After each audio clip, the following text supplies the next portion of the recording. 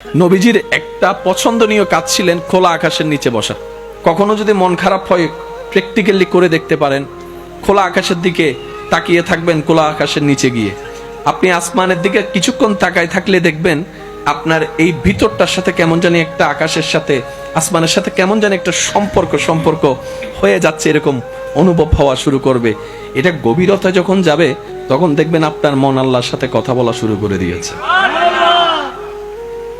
আমাদের মন অনেক ছোট, দেহটা অনেক ছোট, আমাদের দেহ কি অনেক ছোট, কিন্তু আকাশ বলেন না, আকাশ। কিন্তু আল্লাহ মানুষের অন্তরে এমন একটা মন দিয়েছেন, সিনার মধ্যে এমন একটা মন দিয়েছেন মানুষের, যে সিনার ভিতরে এরকম বড় বড় অনেক আকাশ পর্যন্ত হারিয়ে যাবে। সুবহানাল্লাহ। এই আকাশের চাইতে অনেক গুণ বিশাল আল্লাহ বান্দার মন বানিয়েছেন। এসির রুমে থাকা ঘুমন্ত ব্যক্তির চাইতো অনেক গুণ বেশি প্রশান্তির ঘুম এই খোলা আকাশের ছাদের নিচে থাকা আল্লাহর বান্দা যারা আছেন তাদের ঘুমটাই একটু বেশি শান্তির হয়। ছাদের নিচে যারা থাকে রোদের কোনো ভয় নাই, বৃষ্টির কোনো চিন্তা, কিন্তু যারা খোলা আকাশের নিচে থাকে তাদের রোদকেও সাফার করতে হয়, বৃষ্টির সাথেও মোলাকাত করতে হয়, আবার মাঝে মধ্যে দমকা হাওয়া বিজলির সাথেও তাদের একটু সাক্ষাৎ হয়ে যায়। কিন্তু বাস্তবতার জীবনে সুখের যে সন্ধানে আপনি আমি তালাশ করি, আমাদের বেশিরভাগ মানুষের মাথায় বসে আছে সুখ। হয়তো ঘরের মাথার উপর যদি একটা ঢালাই করে ছাদ দিতে পারি, সুখটা হয়তো আমার হয়ে যাবে। কথা বলেন ঠিক কিনা? অনেকের ধারণা ছাদ তো দিয়েছি, চতুর্দিকে একটু দেওয়ালটা যদি তুলে দিতে পারি, রুমগুলা যদি একটু বড় করতে পারি, সুখটা হয়তো আমার হবে। এখন এখানের মধ্যে ভিন্নতা আছে।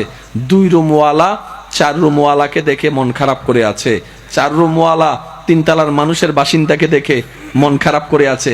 মানুষ যা পায় সেটা নিয়ে শুকরিয়া আমরা করতে জানি না, আমরা সবসময় আরো বেশিটা চাই। এই বেশি চাইতে চাইতে আমাদের আর সুখী হওয়ার, সুখটা অনুভব করার আর সুযোগ হয় না। কথা বলেন ঠিক না? আল্লাহ তাআলা আমাদেরকে একটা ফর্মুলা দিয়েছেন, বান্দা সুখী যদি হতে চাও সহজ করে দিলাম সুখটা। আল্লাহ কিভাবে? রব বলে যে যাই পাও, যতটুকুই পাও, যেভাবে পাও, হাসি মুখে আলহামদুলিল্লাহ বলতে থাকো, সুখের ব্যবস্থা আমি রব করেই দিব। যদি তোমার 2টা রুম থাকে তুমি সেখানে বলো আলহামদুলিল্লাহ, কারণ সুখটা এসির বাতাস দিয়ে আসে না, আমি রবের রহমতের নজর দিয়ে আসে। সুবহানাল্লাহর আওয়াজ আর একটু বড় করে বলেন। নবী রহমতুল্লিল আলামিন প্রায় সময় আকাশের দিকে তাকায় থাকতেন। আকাশের দিকে তাকায় থাকাও সুন্নত।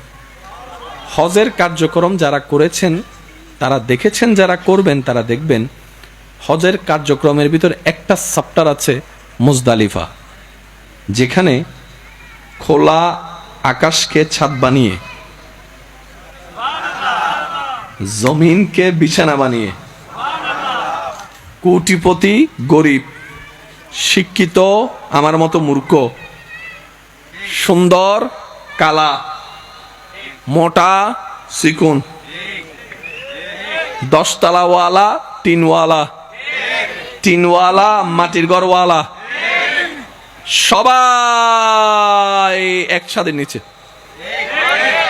ছাদটা হচ্ছে আকাশ, বিছানা হচ্ছে জমিন। কম্পালসারি মুজদালিফায় রাত অতিবাহিত করতেই হবে। এই দৃশ্যটা যারা ক্যামেরা কিংবা ভিডিওর মাধ্যমে যখন উপর থেকে শুট নেয়, সব সাদা কাপড়ওয়ালা, মনে হয় যেন মুর্দার, যারা কাফন পরা মুর্দার, সব মুর্দার শুয়ে আছে। কাছে গেলে দেখা যায় ওই সাদা কাপড়ওয়ালা একজনে বসে জিকির করছে, একজনে সিজদায় আছে, একজনে হাঁটতে আছে, একজনে রুকুতে আছে। দূর থেকে দেখলে সবাই মরা, কাছ থেকে গেলে সবাই জিন্দা। ইয়া রব, মামলা তো বুঝলাম না। রব বলে আমার নবীর থেকে জিজ্ঞেস করো।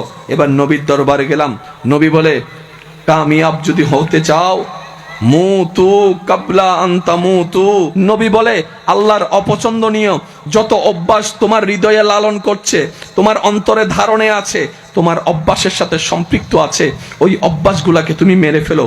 তোমার অভ্যাসগুলাকে মেরে ফেলো, খারাপ অভ্যাসকে মেরে ফেলো, তোমার অহংকারকে তুমি মেরে ফেলো। সুবহানাল্লাহ। তোমার হিংসাকে তুমি মেরে ফেলো, তোমার লোভকে তুমি মেরে ফেলো, তোমার রাগকে তুমি মেরে ফেলো, তোমার ক্রোধকে তুমি মেরে ফেলো, তোমার জুলুমকে তুমি মেরে ফেলো, তোমার হিংসাকে তুমি মেরে ফেলো, তোমার আমিত্বকে তুমি মেরে ফেলো। এক কথায় মরার আগে মরে যাও।